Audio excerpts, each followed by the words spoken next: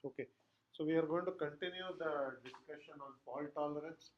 Today, we will talk about uh, distributed commit, two-phase commit, three-phase commit, consensus, agreement, and paxes. Okay, they're all related topics.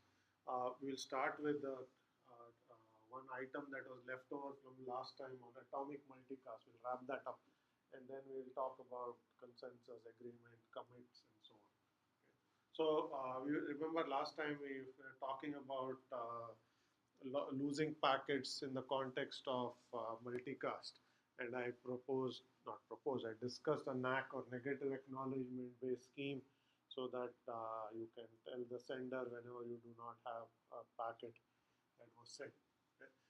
Another way to think about multicast is what is referred to as atomic multicast. This is a stronger property which says that whenever a sender sends a message, either everyone receives it or no one receives it. Just as you have a transactional mechanism where it's all or nothing, you can also think of every send as being all or nothing. Okay? So an atomic multicast is a guarantee that all processes receive the message or none at all. It is used, for instance, in a replicated database where you have a query, you send the query to all the replicas. For consistency, you want to ensure that either the query is received by all the replicas, so they all execute the queries and have the same state, or none of them. Okay, you don't want a scenario where some of them have executed it and have put the database into another state and some other replicas have not. So it is used in variety of scenarios like this. Okay.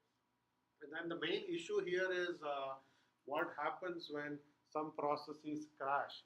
How do you deal with what the group of processes that is alive is, and how do you ensure that the packets are then delivered and so on. Okay. So the way this problem has been approached in the research literature as well as in some systems is this notion of a group view. Okay. A group view is basically a group of processes that are currently known to be, or replicas that are currently known to be up, and everyone agrees that that is the group that is currently functioning. Okay. And so long as the no processes, there are no faults, this group is membership is going to remain static. Okay. When one node or more nodes fail, then what you need to do is any process, any messages that are in transit, you cannot deliver because some processes have received it and others have crashed. So you hold that back. You get the remaining processes to agree on what is the new group. Right? Basically, once they all agree that okay, now this is the new group of replicas that is up because some process crashed, then you get that agreement, and then you again restart multicast. Now it's go all the multicast guarantees are going to be for the new group that has been formed. Okay. Eventually, maybe a failed process may come back up. At that point, the group view may change again. Okay. So at any point, for the protocol to work well, when you say all or nothing, you need to know what all means. Okay. Because the all itself may change. The all meaning all the members in the group may itself change in the presence of processes. If you say all is the all of the processes that you began with and some processes have crashed, no further messages can be sent because some process has disappeared, and by all or nothing guarantee cannot be given. It has to be nothing from that point on. So to ensure that you can continue to deliver messages, the definition of all is basically the current group of processes that are up, and you want agreement. You want everyone to agree that that is the group that the messages need to be delivered to. Okay? So this is how atomic multicast is typically implemented, or not implemented, is sort of the protocols are designed for. So every message is uniquely associated with a group of processes. Okay, and so long as the group membership doesn't change, you want to ensure that all of the processes receive it. When they all receive it, then you know that you actually met the atomic multicast guarantee. If some process crashes when the message is being sent, the group view changes. At that point, the message cannot be delivered to the old group. That has to be nothing because you have not delivered it to some. And you rerun this protocol to decide what is the new group, find the new group view, and then you deliver. Okay, so that's a picture that is shown here. So initially there are four processes, P1, P2, P3, P4. The group is the entire set, and here is a multicast message that's being sent, that's delivered to everyone. Here's another one that is being sent. Okay, now when the third a message is being, so P3 is sending a message, let's say it crashes in the middle. So maybe the message has been sent to two of the three or some one of the three, but not all. Okay? So at that point, the group membership has to change. So that message cannot be delivered. So you're going to change the group membership, okay? And then ensure that the messages, all subsequent messages are only sent to the new group. Okay? That message is discarded. You basically say it's the nothing part, not the all part. And then subsequently P3 may rejoin, there's another group you change, and so on. Okay? So the problem of atomic multicast has been reduced to the problem of defining which processes are up and having all of the processes agree on what is the group to which a message should be delivered, so that the all property of the atomicity is met. Okay? That's the way to keep in mind. Now, there may be other techniques you want to ensure for the all part, which is if the network drops messages, what do you do? How do you retransmit? That is not part of this protocol of detecting group view changes. Okay? That is dealt with separately. You can just use TCP, for instance. TCP will do the retransmissions for you. So you can have TCP connections from every process to every other process. So you just send on a TCP connection and the network will deliver it for you. So we have not talked about the issue of what happens when packets are dropped and so on. This is simply saying if you want to guarantee it's all or nothing, you have to at least agree on what we mean by all, and then what happens when processes fail and so on. Yeah. Who manages group membership? That's a good question, right? So that is basically the heart of this protocol is how do you decide what is in the group? That's a distributed protocol. Now, there are many techniques to do this. In fact, when we talk about Paxos in a little bit, that's a way to actually determine group membership in a distributed way. Okay, here is another system called ISIS that is actually mentioned in the book that talks about a protocol to manage group membership. So basically, what happens is this is basically done, let's say, through leader election or through any other protocol where if some process detects that some other process has failed, so 4 detects that 7 has failed, it is going to basically send a view change message to everyone saying some processes disappeared, we need to find a new group. Okay? At this point, first thing that other processes do is they will flush what are referred to as unstable messages, which are messages that 7 may have sent partially, for instance, so that you can send that to the new group and so on. Okay? You determine the new group and then you can basically redeliver the message. So there is a system called ISIS that implements atomic multicast perimeter. It's a middleware system. Okay? It implements this, so you can use that to implement higher level applications that may need atomic multicast, such as, let's say, a replicated database. Okay? But the important question that was asked was this whole notion of how group membership is actually maintained. Okay? Paxos is one way to do it. There's a very simple protocol that was designed described in the book that simply says I'll detect a failure, I will notify everyone that a node has failed, we'll all agree on the new group, and then we will take any messages that were unsent and then redeliver it to the new group. Okay? So that's what the system called ISIS does. It's called virtual synchrony. Okay? I won't go into the details there. We are going to talk about Paxos in a little bit. That gives a more general solution to this problem. Any questions on this? Atomic multicast. So this is what was left over last time. So what we will now talk about is this notion of a distributed commit. Okay. So this generalizes from the atomic multicast problem. So in atomic multicast, okay, we basically said either all processes receive a multicast message or none of them receive it at all. Okay, this is part of a more general problem where all processes in a group perform an operation or no one performs the operation. In the multicast, the operation was the delivery of a message. Okay, but everybody has to agree. So now we are going to look at another operation, which is whether to commit a transaction or not. And so this is going to bring us to the problem of a distributed commit. Okay, so think of a scenario where you have a replicated database. You sent a query to all the replicas. Okay, all the replicas have executed that transaction. Okay, that's part of the query. At the end of this, they have to agree on should we all commit or should we not commit. If any process decides to, any replica decides to roll back or abort the transaction, everybody should abort. If everybody agrees to commit, then everybody should commit. So you should agree on what the result of that operation was. And the operation here is a distributed transaction. Okay? It could be any other operation. In Paxos, we won't even define what the operation is. We want to get some agreement. Okay? So all of this, we will now look at this whole notion of agreement where everyone has to agree on something. Okay, here we are going to agree on whether to commit a transaction or not. Okay?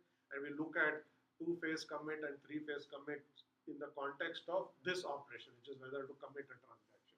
But it could be agreement for any operation you want to perform. Okay? So this is basically going to give us atomicity, which is all or nothing. Either everybody does it or nobody does. You don't want a scenario where some processes do it and other processes don't do it. Okay? We will start with this classical protocol called 2PC or two-phase commit. It was proposed back in the 70s, as a matter of fact, by Jim Gray, and it's widely used in database systems or distributed database systems. Not that widely used because it has some problem, but it was widely understood. And then there's a generalization of it called three-phase commit that overcomes some of the problems. Okay? So we'll see how this works.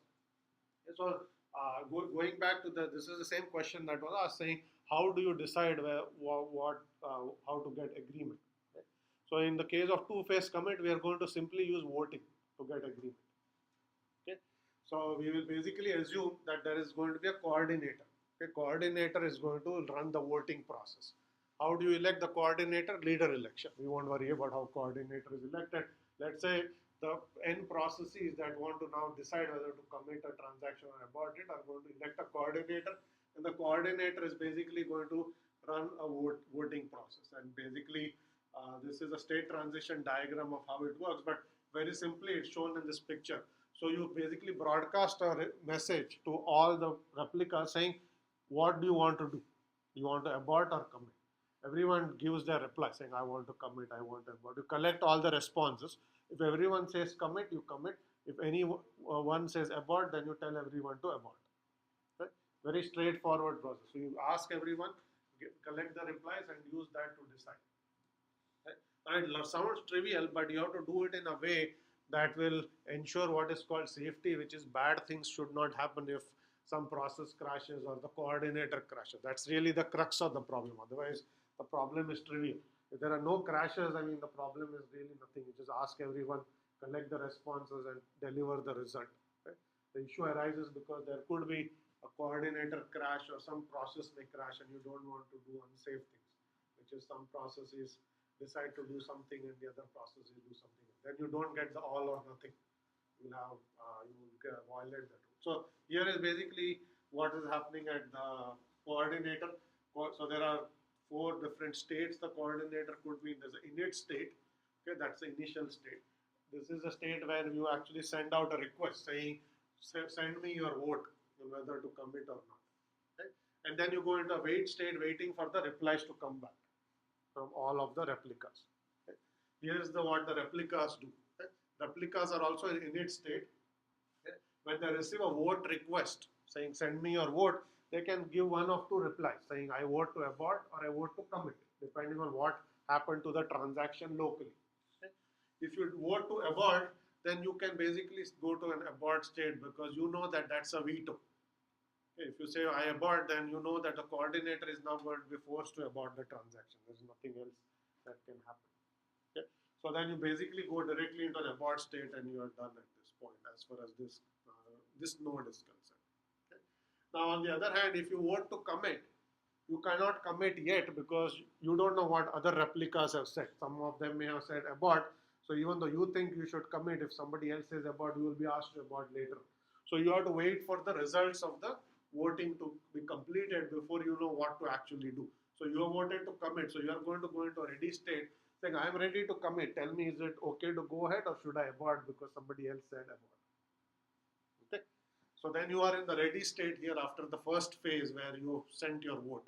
If you voted to commit. If you voted to abort, then you know what the result of the voting process will be, so you can directly vote to abort. Okay, now the coordinator is waiting for all the responses to come back. If all the responses come positive, which means commit, it is going to basically broadcast a global commit saying everyone said commit, go ahead and commit. So it sends those messages. If anyone vote is for an abort, it's going to send a global abort message saying go ahead and abort. Okay? So for any node that is in the ready, if you get a global commit, you send an acknowledgement and you commit. If you get a global abort, you send an acknowledgement and abort. Okay? This is what two-phase commit does. Straightforward technique. Okay. Now there is a lot of this sounds very straightforward, but there's some subtlety in here which is proving that this protocol will always guarantee you all or nothing, no matter who crashes at what point. Okay, so if nobody has crashed, this should actually always give you the right thing. Okay? But the analysis gets complicated because any process can crash at any point in time during the voting process, and bad things should not happen. Okay, so for instance, if the coordinator crashes, okay, let's say coordinator is gone, anywhere in between, the nodes shouldn't actually, some nodes shouldn't go into abort and some nodes shouldn't go into commit. Okay, so that's you have to prove that. I mean, it's not, you know, so how do you, so you have to now look at how the protocol works and argue it out. So let's say the coordinator crashed after the first phase when the votes have been delivered, but before the response of the election has been, not election, the vote has been actually announced. Okay? So what could have happened?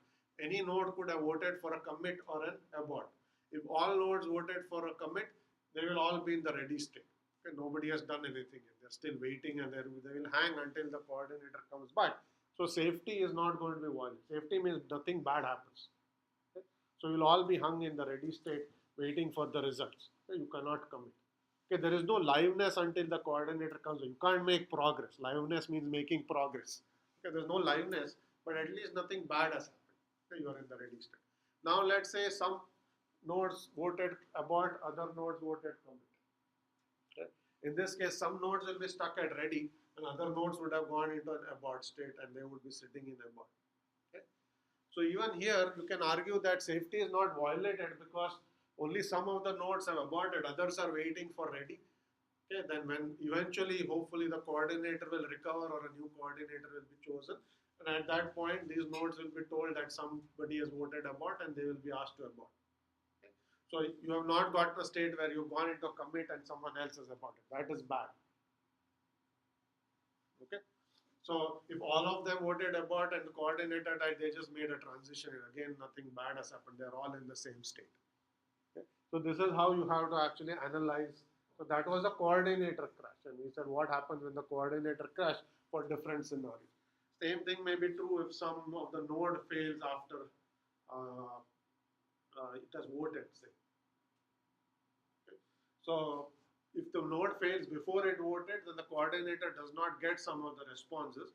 It can basically either wait for the node to recover, which is right, or it can say that the result may be to abort. You can't tell them to commit. Even if the remaining n-1 say commit, if some node has failed without voting, you can't tell them to commit, because if that has decided to abort, you are in trouble. Okay. So either you wait for the nodes to recover, or you can basically ask them to abort, because that's okay, even if that node said commit later on, everybody goes into abort, because that's fine. Okay. So this is how you have to analyze this technique. I won't go into every possible scenario, what happens if the node fails at this state, at this state, this state, this state. So you have to analyze it and make sure that no matter what state you are in before a node crashes, nothing bad can happen from the protocol's perspective. The bad meaning some nodes commit and other nodes abort the transaction, then you did not get your all or nothing property. Okay? Everyone has to be in one of two states, or everyone should be hung waiting for a decision. Okay, can't make a decision. Right? All of those are okay. Okay. What's not okay, some go into an abort, and yes, for sure.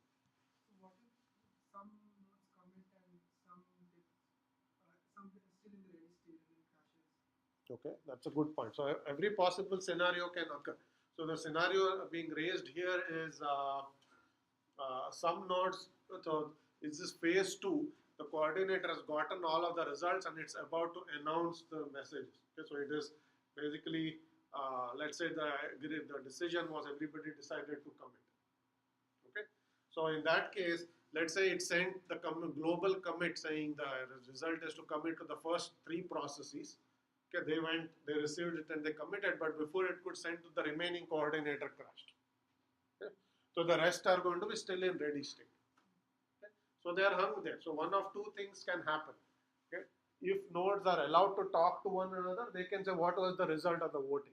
Okay? If any node heard the result of the vote from the coordinator before the coordinator crashed, you know what the result is. You will not hear a different result later on.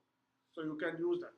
Now typically nodes may not be allowed to talk to one another. They can only talk to the coordinator, in which case some would have committed, but others will be hung and ready waiting for the coordinator to come back. At which point they can check what the result was, and the coordinator would then tell them the result and they will go ahead.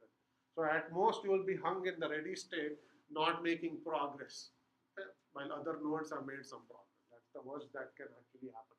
What you cannot do is say, coordinator crashed, I'm not getting any response, I'm going to time out and abort. That would be bad because the coordinator said commit and made somebody commit and you timed out and did abort. That was going to be a problem.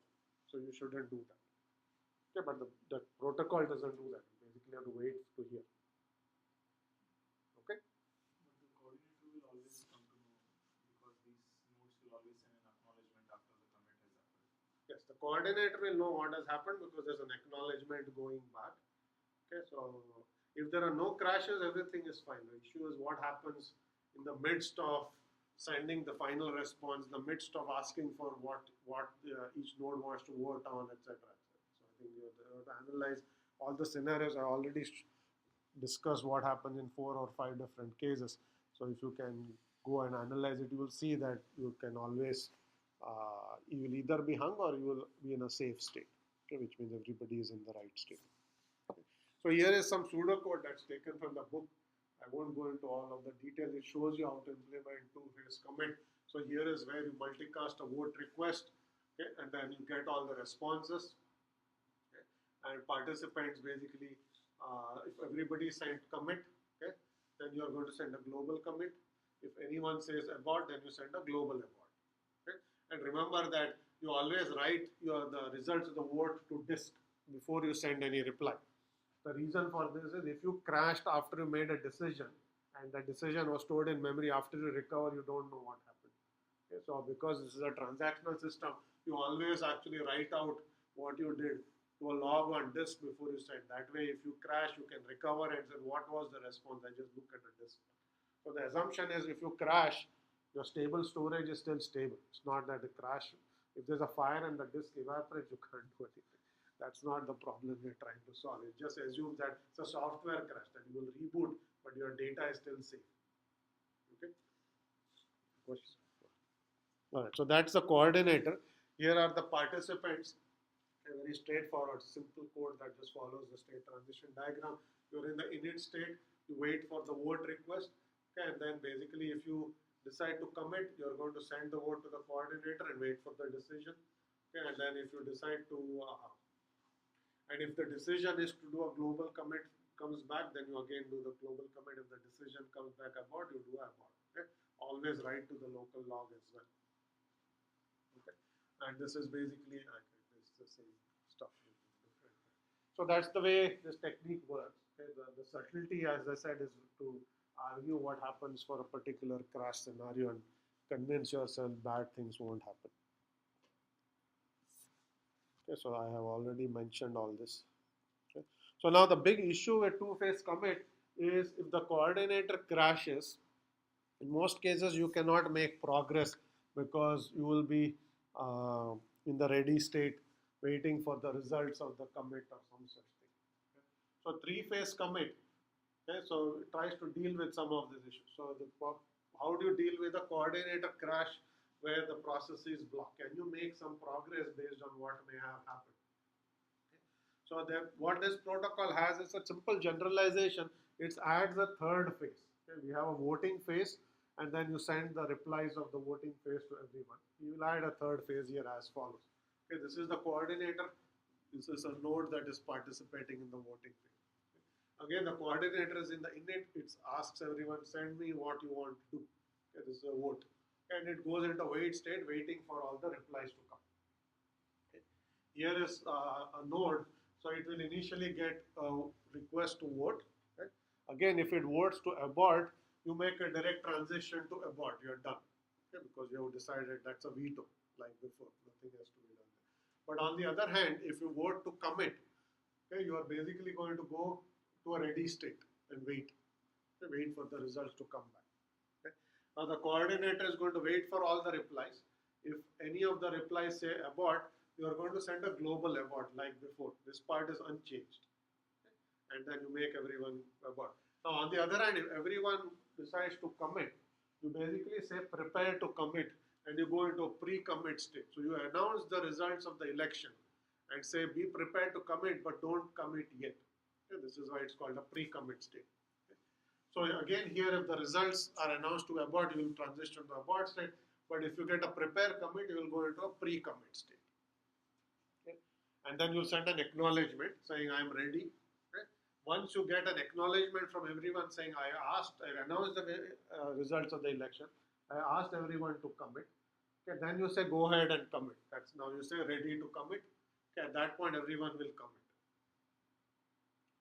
So you added one extra step to committing, saying if the global vote was to commit, you told everyone to commit, got an acknowledgement, and then said now go ahead and commit. Okay? That's a three-phase commit. Okay, now the question is, why does this help in dealing with coordinator crashes?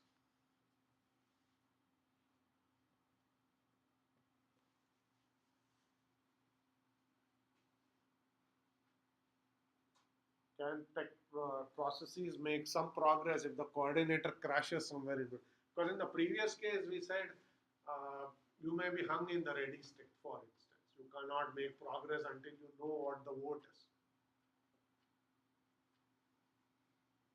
Yes. So if the preparation for a commit is a substantial task, they can do that. So that's the only. Okay, so point being made is preparation for a commit is substantial. You can go ahead and do that. But how does it help if the coordinator crashes? How does the protocol have any better property if the coordinator crashes? This question. Well, before, right, we were stuck in the ready state and we didn't know whether or not we can commit. Yeah. And now, if they're in the pre-commit state, when the processor crashes, they know they can commit.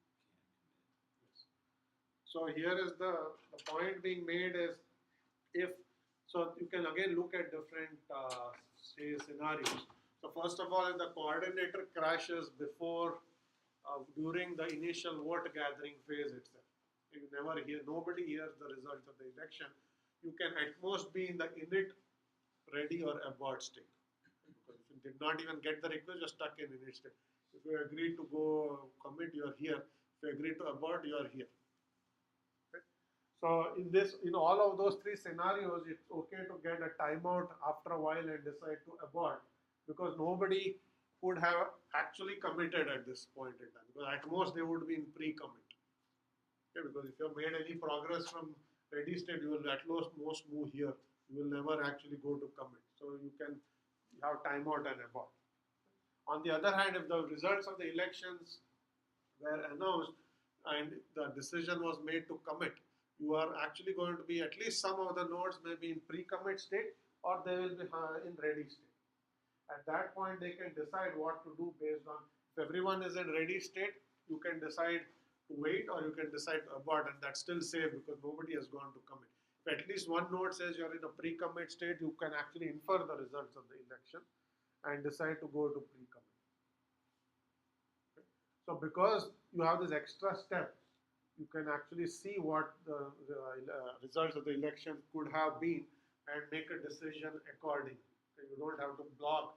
In the previous case, you don't know what is safe to do. If everybody is in ready, you have no idea what is the right strategy. Okay, so it somehow, not somehow, it has some better properties for coordinator crashes. If your network partitions and some nodes go down or nodes are not reachable, that's a different problem. Okay, so this is three-phase commit. Basically, again, in a transactional system, it allows you to figure out how to deal with some of these problems.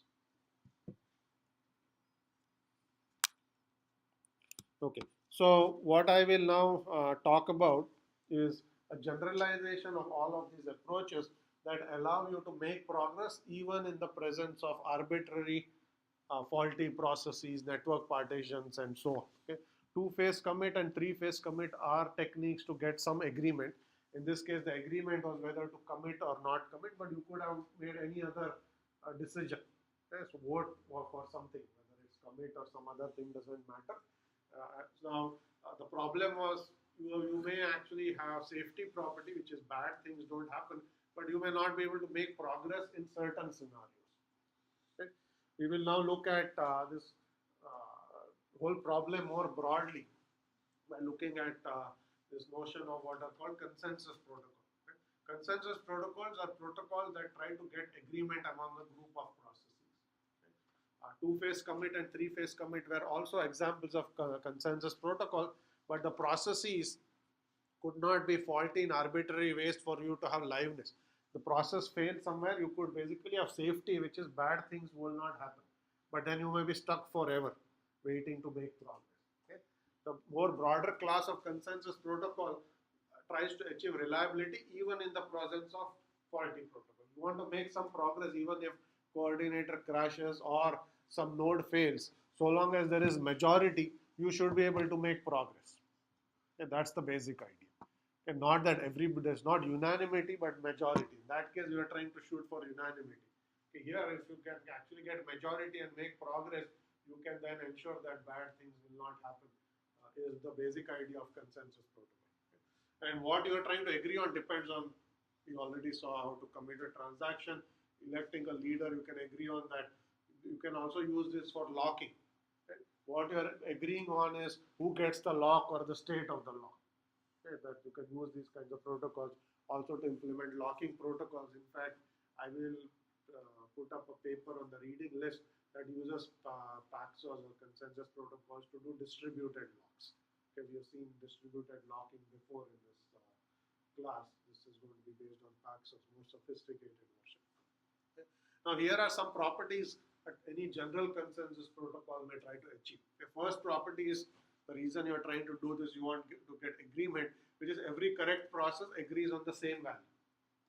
Okay. It doesn't say every process agrees on the same value, which is different. Every correct process, which means the process is up and running correctly. Every correct process agrees on the same value. Termination says every correct process decides on some value. Termination is a liveness property, which means that the protocol will actually produce some result in the end. You won't be hung waiting forever for something to happen. Okay? So this says that you are going to agree on the same value. This says you are going to agree on some value eventually, which means you will not be hung forever. Okay, validity says if you propose some value, then all correct processes decide that value, meaning you won't pick something invalid. And integrity says you pick a value that somebody has proposed. You can't just arbitrarily decide out of a hat this is what we should do. Whatever you pick, somebody should have actually agreed or voted or proposed. Okay. So that's basically the broad class of properties you want a consensus protocol to provide. These are the most important. You want to agree and you want to terminate. You don't want to hang forever, and you want to actually get agreement from majority. Okay.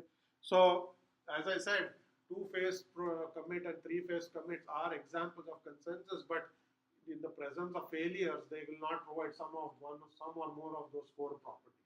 They do get agreement, but you may not terminate. You may just hang forever if the coordinator fails.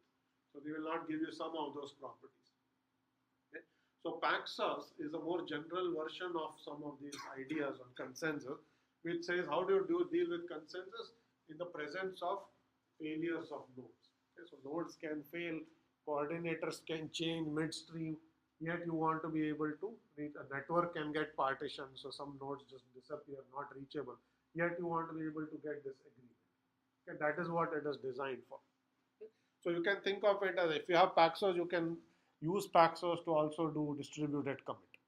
Okay, because it's a more general protocol that tries to deal with failures in a better way. Any questions so far on consensus, agreement, and Paxos? So Paxos is an example of a consensus protocol. Okay, it tries to give us some of those properties. Okay. So we'll go through this protocol, try to understand it. It's somewhat subtle, but I think the basic protocol is not very difficult to understand. So first of all, the basic idea is you want to get a set of nodes or a set of replicas to agree on the same value despite failures, network failures, and delays. Delays means it's arbitrarily slow. Okay, and basically, what is it that you are trying to agree on? The agreement could be you want to elect a new leader. You want to agree on what is the last operation that was performed. You want to agree on whether to commit or abort. You want to agree on whether a lock is available, who holds the lock. What you are trying to agree on is independent from the Paxos protocol. Paxos protocol is simply saying it's a voting-based protocol that tries to get everyone to agree on something. Okay? Depending on what problem you are trying to solve, what you agree on will be different. Okay? That is not part of Paxos. That is how an application that uses Paxos is trying to get agreement on something. Okay? So we will use it in an abstract way, saying you agree on a value V. Okay, what that value is, whether it's to commit, whether it's to who holds the lock, is independent. You won't worry about that. Okay. Here is basically a very high-level idea of how it works. Okay, one or more nodes will be a leader here. Okay, leaders are also called proposer nodes. Okay. Leader will propose a value, saying, I think we should all agree on something. It will propose this value to all of the nodes. Okay? And it will solicit, do you accept or not? Okay? So it's basically going to ask the nodes to vote. Here's a value that I believe we should all agree on. Do you agree or not? Okay? And then based on what responses come back, it's going to announce. And nodes may decide that they don't agree to that value. Nodes may decide, okay, I agree to that value. How that is done, I'll show you. But you will basically collect the responses and you will provide the result. In that sense, it's similar to two-phase commit. There are phases. You basically ask everyone to vote and then get the responses. And if there is disagreement, then you will say this is we cannot agree, and you will restart. If there is agreement, then you will tell everyone this is what we all agreed on. Okay. Similar idea. So it's a voting-based process. Okay. And I will go into the details of how these three steps are performed. Okay, just as an aside, is one of these important protocols. Again proposed by Leslie Lamport, independently proposed by Barbara Liskov. Okay? And more importantly, this is the protocol that is actually widely used in real systems, whether it's systems that Google has built or Microsoft or any large distributed systems that you see. Okay? They are based on Paxos because two-phase commit, three-phase commit, they all have issues in the presence of failure. In Paxos, there is always a way to make progress. Okay, even in the presence of failure. So this is what is used. Okay, so now we will talk a little bit about the requirements and then we'll look at the operation. So we want the following properties. I presented the agreement termination properties. Here they are in a little more detail. So first we'll call safety properties. Okay, remember safety always means nothing bad happens. Okay, that means all nodes have to agree on the same value. Okay, this is again all or nothing. Okay, once you agree on the same value. You can't have a disagreement. Okay. And the second safety property is the value that you agree on was proposed by some node. Okay. You can't agree out of the hat some arbitrary value that nobody cares about. Okay. Otherwise, you would have a very trivial protocol. You always agree on 0, okay, regardless of what happens. That's a trivial solution. You always agree on null because I have hard-coded the value and that is done. Right? So for safety, you want to also ensure that for correctness, that the value you are agreeing is a value that somebody cared about. It's a response to some request that somebody computed or some such thing. Okay, so that's what you want to agree. Okay, liveness basically says the following: if less than half the nodes fail, okay, meaning you have a majority, you should still be able to reach agreement. Okay, if you have majority, you should be able to make progress. Okay, that's what it says. If you are minority, you shouldn't be able to make progress. You cannot actually deal with that. But if you are majority, you should be able to. Now, also the liveness property has a caveat which says if you have steady stream of failures while the protocol is running, you will not be able to reach agreement. In the midst of the voting, if some node disappears, you have to restart.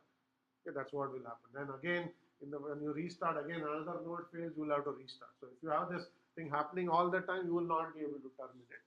But if nodes fail, you have a majority, and while the protocol runs, there are no more failures, you will reach agreement. Okay? While the protocol is running, at least the nodes shouldn't keep failing. They should at least be. So before it's ran, it's okay for nodes to fail. Okay? Any of these things can happen. Network can get partitioned. Leader can fail during soliciting the replies during or before announcing results. Okay? A new leader may show up, right? And it may propose a different value from the already decided value. Yet you shouldn't be able to have bad things happen. Okay? Because we'll see that you can arbitrarily decide the old leader has gone down, I decide to be the new leader and take over. That can happen. And if the previous leader had actually decided a value and told some nodes, you shouldn't have bad things happen. And we'll see how all of these things will be dealt with. Okay. Are the requirements clear before we talk about solutions? Okay. So here is how it's going to work. So we'll have three entities here. Okay. A proposer, which will be also called a leader. There's an acceptor and there's a learner. For now, let's not worry about the learner. That only comes at the very end. Okay. The acceptors are the ones who vote. Okay. The proposer or the leader is the one who's going to propose. This is like the coordinator. Okay. It is going to basically say, let's agree to something. And acceptors are the voters. They are going to vote what to do. And then the leader will decide based on the vote what should actually be done. Okay. So that's basically. So the leader is going to propose values and solicit acceptance from acceptors. Acceptors will basically either agree or not agree. And then if everybody agrees, then you are going to announce that to the learner nodes. Learner nodes are the nodes that need to be told the outcome of the election. Okay, the learner nodes could be the same as the acceptor. Okay? Or they could be different, because you may say the acceptor nodes are the ones doing the computation. The learner nodes are the ones that need to be told the output of that computation. They may be the ones that made the request. Okay? Or it may be the same node that needs to be told, okay, go ahead and commit or not commit. So in that case, the learner may be the same as the acceptor. But the protocol differentiates between them, because there is, some scenarios there may be different sets of nodes. Okay? Now here is the way it's going to work. So every proposal, or think of it as a election, you can also think of it as a voting cycle, will have a proposal number. It will have an ID, integer number. Okay. You can, any proposer can pick an arbitrarily high number in order to get its proposed value to be accepted. Okay. The basic idea is you always try to look at the highest proposed ID and try to look at what to do with that value. So you can pick whatever value, you meaning the leader, can pick whatever value it wants. And so long as it's higher than all previous elections, okay, that's the one that the nodes will care about. If it's lower, then the nodes will discard it. Okay, so any ID can be picked, and it has to be unique, and they have to be clearly increasing. Okay. An acceptor can accept multiple proposals. Okay. And if you accept multiple proposals, once you have chosen a value, you will see that all subsequent proposals will actually end up with the same value. This is why you eventually reach agreement. And here is the implementation of it. So here is what every node has to maintain. Okay, it has to maintain a proposal ID which is n of a, and the value that was proposed along with that proposal so far. Okay. And you will also track the highest proposal ID you have seen so far across the system. And as far as the leader is concerned, you basically keep track of what is your current proposal ID that you have proposed to. And we'll see how these variables work. So now again, it's a three-phase protocol. And the first phase is the prepare phase. This is where you prepare everyone to vote. Any node can agree to be a leader. Okay? And then if you decide to be a leader, you are going to pick a proposal ID that is greater than what you have seen so far yourself. Okay? If you've seen a higher ID proposal, other nodes are going to reject it. So you see, what have you seen so far from the previous leader? Pick an ID that's greater. And then you say, send a vote request, which is a prepare request to all the nodes. You basically say, let's vote. You tell me what, initially you solicit. Okay? You don't propose a value, you solicit a value. Okay? Now, an acceptor node, which is a voter node, once it receives a prepare message, first, so what you are going to get is a prepare message with a proposal ID in there. Okay? That has been sent to you by the voter. First you check, is this proposal ID greater than something I've already seen? If it is less, you say reject. I've already seen a higher proposal from someone else, so I'm not even going to bother with this. Okay. Now, if this proposal ID is higher than anything you've seen, you first reset your ID. So you say this is the most recent and the highest proposal ID I have seen. Okay.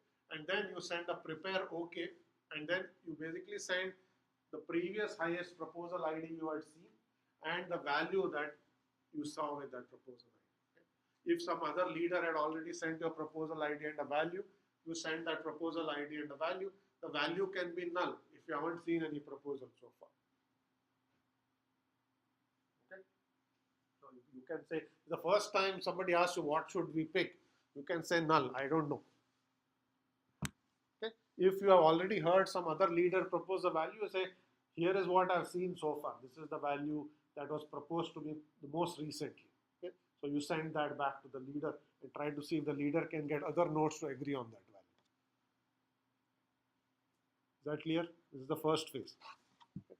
Now, in the second phase, the leader is going to collect all of these values and do something. Right? So if the leader gets a prepare OK from a majority, not all, a majority, then you are going to first pick a value from whatever came back. Okay? If so, you can use any of the techniques. So you can say, what did all of them propose? You can say, pick the highest proposal that any node has sent back to you from what they had heard and pick that value. Okay? So V is the non-empty value from the highest proposal that some node has already seen in the system. If everybody has said null, then you can pick any value and propose that back, because nobody has proposing any value, so you get to pick something. Okay, but if somebody has seen a value and has sent that back to you, okay, then you pick the highest proposal ID from all the responses and pick that value and try to get everyone to agree on that. Okay. Now, if you fail to get a majority, okay, you are going to delay and restart at this point. Okay. So, assuming once you pick a value, you are going to send an accept with your proposal ID and this value back to all of the nodes. Okay. And then what does each node do upon receiving an accept and so on? If this proposal ID is less than some other proposal you've seen since the voting began, you are going to say reject. Somebody else sent me another proposal. You are no longer the highest proposal. Okay. Otherwise, you are going to say, okay, this is the highest proposal I've seen. A new value has been proposed, so I'm going to reset my proposal ID to n, that's the one that came, the value to the value that was sent, and this is the highest ID proposal I've seen, and you say okay. Okay, which means that you agree to whatever has been sent here. So you say this is the most current proposal I've accepted from a leader, okay, and you send back an accept message.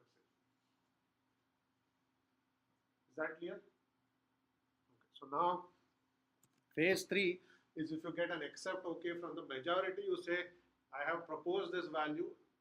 Okay, and the majority have agreed to this value. So this is the value that I'm going to basically tell the learners that we agreed on. Okay, so you're going to send a decide with that value to the learner, and if you don't get an okay, then you're going to restart. Okay, so there is a small picture here somewhere that will show you what is happening. Okay. So here there are 3 nodes. Right? This node is the leader. These two nodes are the acceptors. Okay. Initially, you start with some proposal 0, and then you basically have null. So you are going to send prepare messages. Okay. None of these nodes have seen anything yet, so they will basically have null messages or null values. Okay. So this is the first proposal they have seen. Okay. In this case, what they will do is they will set their value to be that proposal ID, and then you are going to say okay with saying I haven't seen anything yet, so I accept your proposal, or and say okay and then send back null. Okay. At this point, everybody has said null, but they have said okay, because they have not seen any higher ID proposal. So you can pick any value you want as the leader and say this is the value I pick. Okay, no one has seen any value, so whatever value I pick, I can force them to agree. So you basically send those values out. Okay, and then at this point they are going to get an okay, and then you will send a decide message back to them. So it's a very straightforward example where only one leader, nothing else was seen in the past, and so on. Okay, so you get agreement quickly. Okay, now if it so happened that before this leader sent that message, some other leader had started a proposal and they had recorded some values, but before reaching agreement, the leader failed. Okay.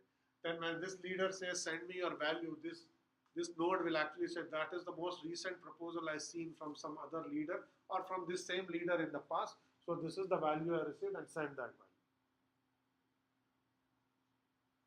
Okay.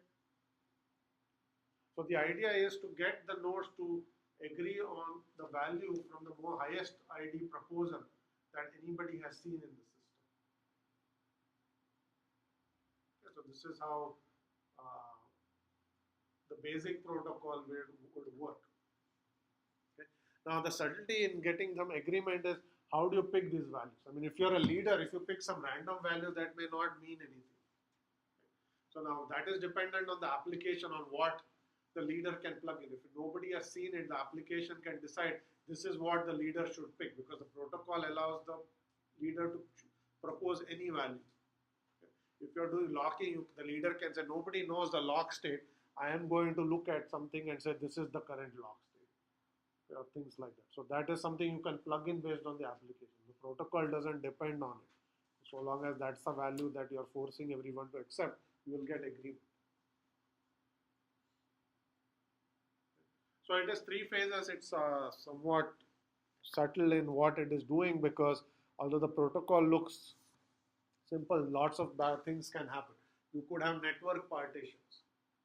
If the network gets partitioned, then you will basically have some nodes that are not reachable. Okay, but one partition will hopefully have a majority, other partition will not. That partition can make progress. The one with the minority cannot make any progress. That's okay. So the majority can still make progress, because you only need a majority vote to make progress. Okay. You can have timeouts. Okay. So the timeout is basically I'm not hearing from the leader. Okay. You can say if you have a timeout, you can declare yourself to be a leader and restart Paxos. Okay. You can unilaterally say the leader is not responding. I'm not getting responses to this message.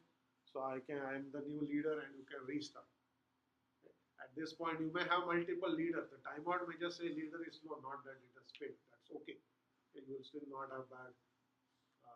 Okay. The important thing is what happens if there are two leaders, because there's a timeout. Another leader started up, and it is now trying to get the nodes to agree. Okay. What could happen? Okay. Can bad things happen? Okay. You can actually reason about this.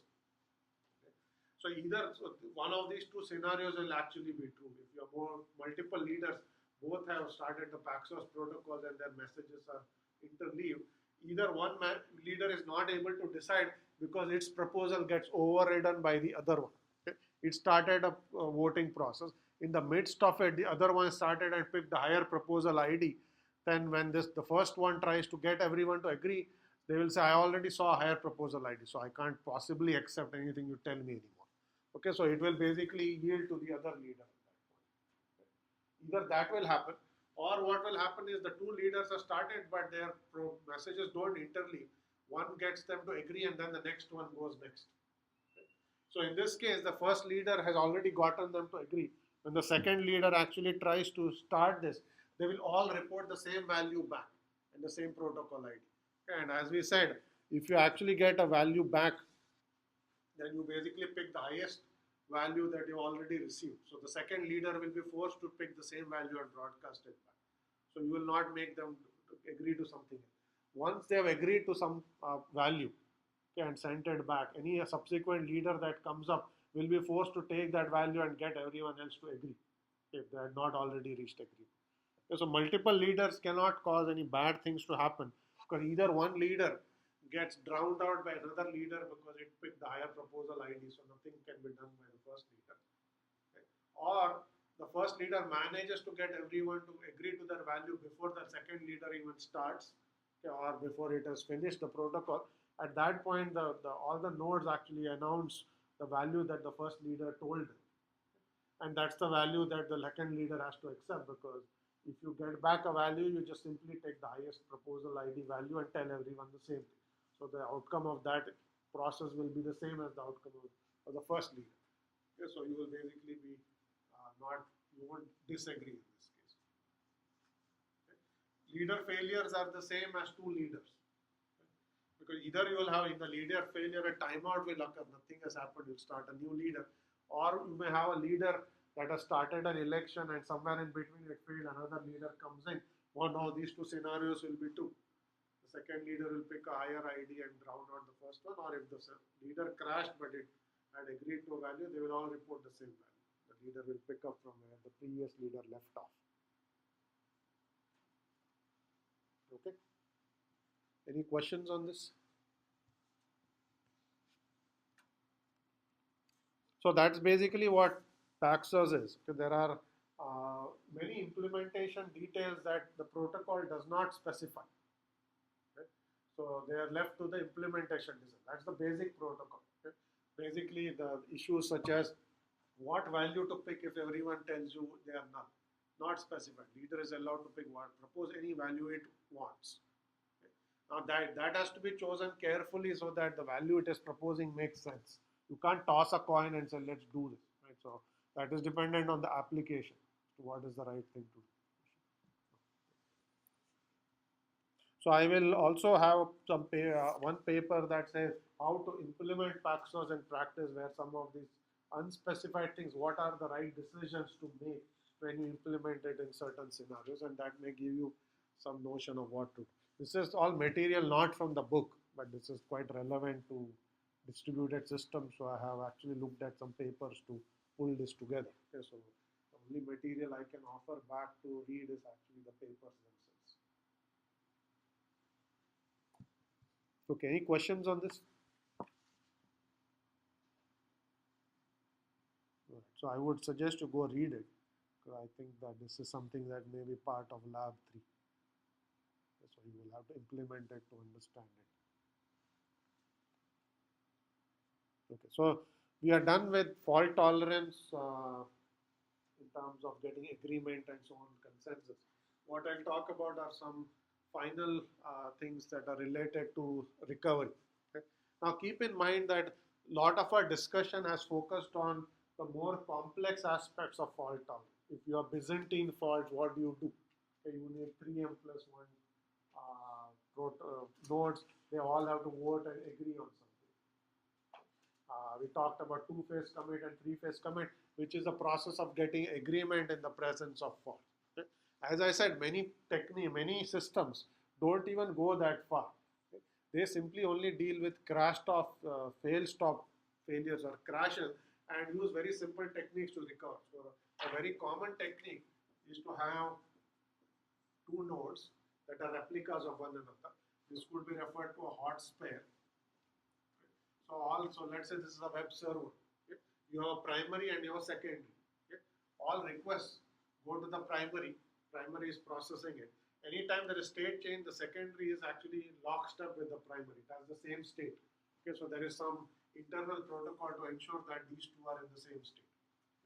And then all that this hot spare is doing is it is sending what are called heartbeat messages. Heartbeat messages are you alive messages. They're like ping messages. So this node will periodically send are you alive, are you alive, and so long as this first node is up, it will say yes, there is nothing for the secondary to do. If at some point this node crashes, not Byzantine fault, it simply goes down, then the heartbeat message will actually fail. You will not get a are you alive response. At that point, the hot spare will declare itself to be the primary, and basically all new requests will be sent here. So that's how many systems are actually architected. You have a replica which has the same state, which is kept in the same state as the primary, and is ready to take over anytime the primary fails. Okay? There's no notion of agreement, none of that here, because you're dealing with a very simple type of failure. That the nodes crash and someone else will take over. Now, in order for this node to take over, it has to at least have some reasonable consistent state with respect to the primary. How that is maintained is up to the application. Okay, every update here could be sent there, or there are many other techniques you could use. Okay. You could even use Paxos to ensure that these two are consistent. You don't have to, you can simply do very simple synchronous replication or some method of replicating state. Okay. That is what is done in practice.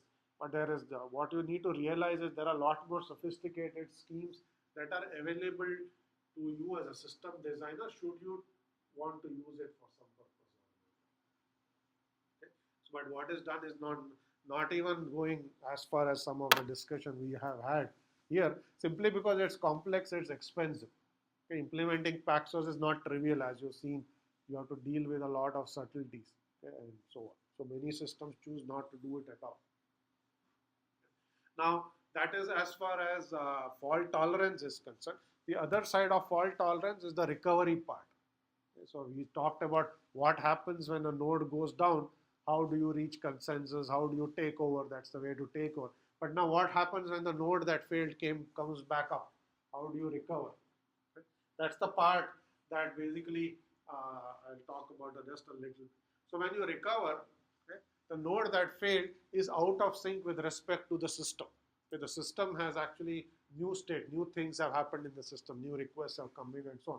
The old node hasn't seen any of those updates. So somehow you need to be able to ensure it to sync up. Okay, that's the recovery part. So how do you do that is the question. Okay, one way to do that is to have the rest of the system periodically checkpoint its state. Okay?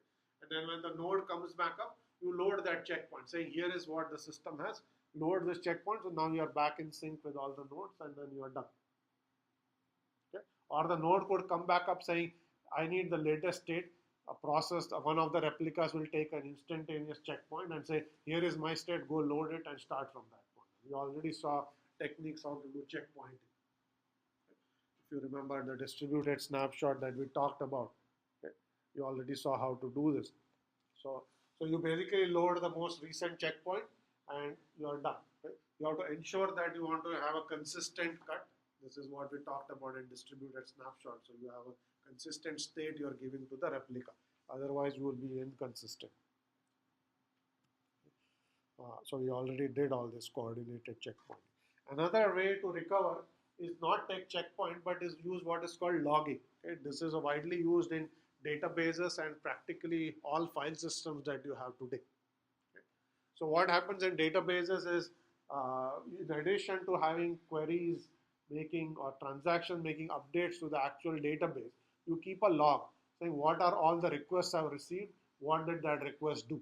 Okay, either you keep the entire query or you say these records were updated, these records were deleted. So you keep a log of all of the operations. So now when the failed node comes back up, the node will ask one of the replicas saying, what are all the operations you've seen till time t when I crashed? Okay? You simply send the log over to the replica saying, go and replay this log. Okay? These are all the operations I performed after you crashed. So if you perform the same operation, the two states will be back in sync. Okay? So this is basically what is done in databases. This is called rolling forward. Remember when I talked about logs last time, we talked about roll back. We said you can undo an operation. Okay? Logs can also be used for roll forward, not just roll back. Wherever a failed node comes back up, you send it all the operations that some other nodes performed since the failure. It simply replays them forward. And now it has actually performed all of those operations as well. Okay? So logs are used to do exactly that, rolls forward. Okay, same thing is done in file systems. In file systems, what you do is you are actually modern file systems like ext3, ext4, JFS, they actually keep a log of all the write requests that are going to the file system. Okay? If the OS crashes, okay, the file system may be left in an inconsistent state because there may be some data cached in memory or some such thing. So what you do is you use the log to recover it to a consistent state because you have all the operations, you roll it forward and then you so what that also means is operations have always been returned to a log even if you haven't actually returned it to an actual disk. Okay, so you need to have the log in stable storage, otherwise none of this will work. You can't keep the log in memory. Okay, that defeats the whole purpose of having the log. Okay. So logging is a very common mechanism for recovery. It's widely used. Databases use it, file systems use it, many other systems use it as well. Okay, so this is the flip side of fault tolerance, what to do when a node comes back up. Okay, so you can either use a checkpoint, load it, you can use logging, use it. You can also use a combination of the two. Okay, you can take periodic checkpoints. Okay, let's say checkpoints are expensive, so you take them once a day or once an hour.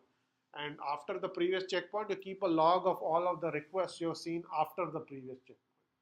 So what you would then do is you would load the most recent checkpoint and replay the log from that point on. So you're actually rolling forward not to the checkpoint but to the current state. Okay? So this is going to combine checkpointing, which is expensive, with request logging or message logging, which is cheap. Okay? So do the expensive operation every once in a while. That gives you the full state at that point in time. And then use the log from that point on to roll forward. Okay? So this technique is also used in databases sometimes. You take the last backup of your database, which is a full checkpoint. Okay, so let's say you do nightly backups. Every day at midnight you take a backup of your database. So if your database crashes or needs to be restored, you will actually take the last backup. Okay? But that only gives you the state of the database after the last backup, let's say midnight, the database may have changed since that point on. So then you take the log from the previous backup and then you basically replay that. That allows you to bring it to wherever it was before the crash, not just the previous backup. Okay? So same ideas are used in real systems to combine checkpoints or backups with logging.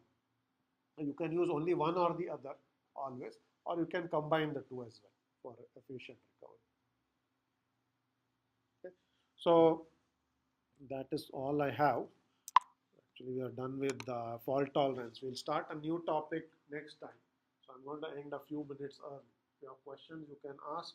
And for those of you who are actually part of the special projects, we can go up and talk.